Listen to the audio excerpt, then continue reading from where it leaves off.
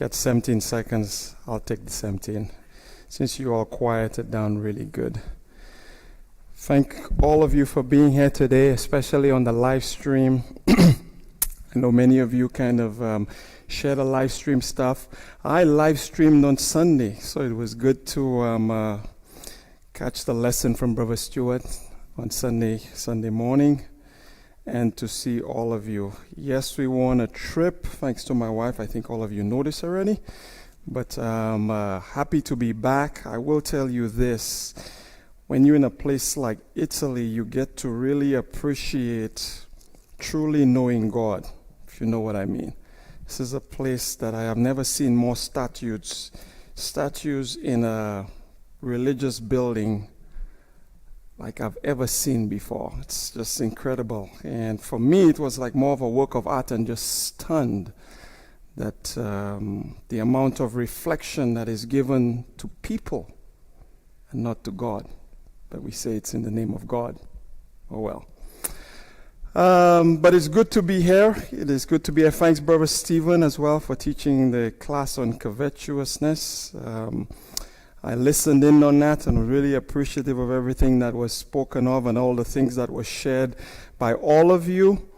Covetousness, you will see that the lesson that we're going to follow through to this tonight on pride flows right along with that. I chose pride because there's a couple things. There's so much that from the book and even from the studies that we can get from pride. And I thought it would be fitting for us to follow through. I know in your book that the next lesson is lust of the flesh. That will be the next class that we do. But tonight we're going to focus on pride.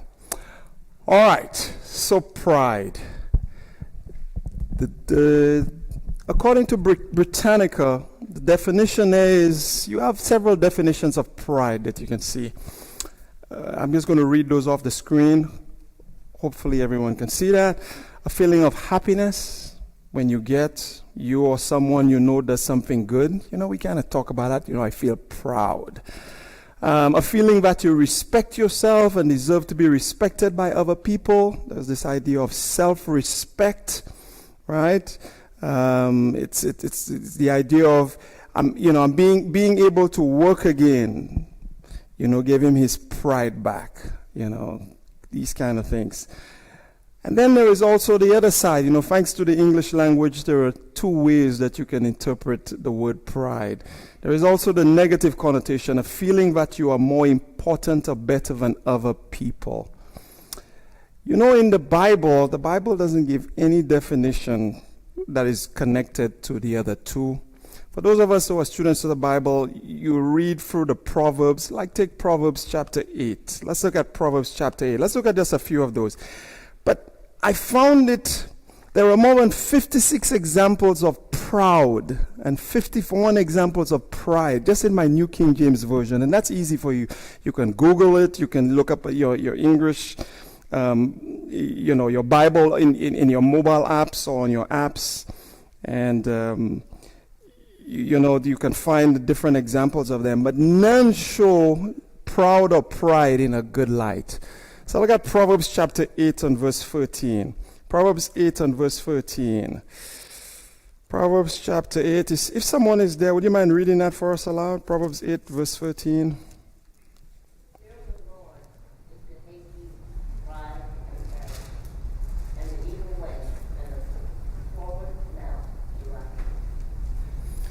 The fear of the Lord is to hate evil, and watch what's in there. Pride and arrogance.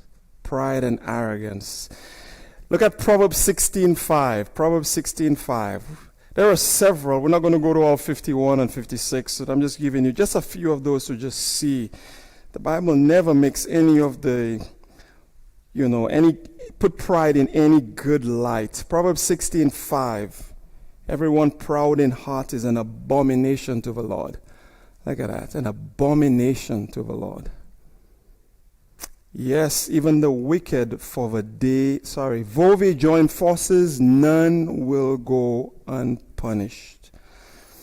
None will go unpunished. And look at the next example I gave you there, Proverbs 21:4. Proverbs chapter 21 and verse 4.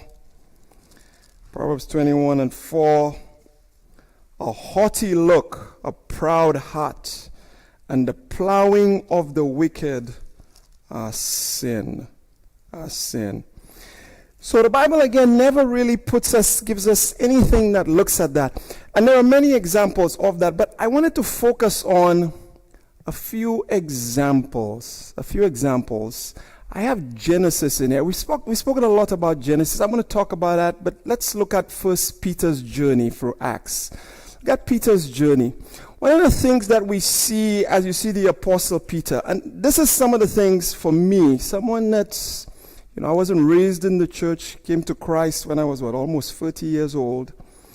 I appreciated so much how the Bible was very impartial. And even an apostle was shown in a light in which the scriptures was putting plain and bare to see. Look at Acts chapter 10, and specifically in verse 34. We all know the story, or for those of us that don't know the story, this is where Peter meets Cornelius, and he has to be shown this 3 times. Hey, listen, you need to go to where I send you. For now, up until this time, you've only been going to the Jews, but I'm sending you, Peter, somewhere you need to go. And Peter had to be taught this lesson. He was taught that just go without questioning anything. And then he goes, the first thing he recognizes when he goes into the house of a Gentile man, he tells him in verse 28, you know how unlawful it is for a Jewish man to keep company with or go to one of another nation. So he immediately sets that up and is like, I feel a little uncomfortable here. I'm a little uncomfortable. But he obeys God. So he opens his mouth, verse 34, and then he says, in truth I perceive that God shows no partiality, but in every nation whoever fears him and works righteousness is accepted by him. And then he goes on to give a gospel, teaches the gospel. And then we see the Gentiles are converted. So much so that Peter spends some days, some extra days with them, a Jew with a Gentile. Again, what should have now been 2 Christians associated. What's Acts chapter 11? One of the things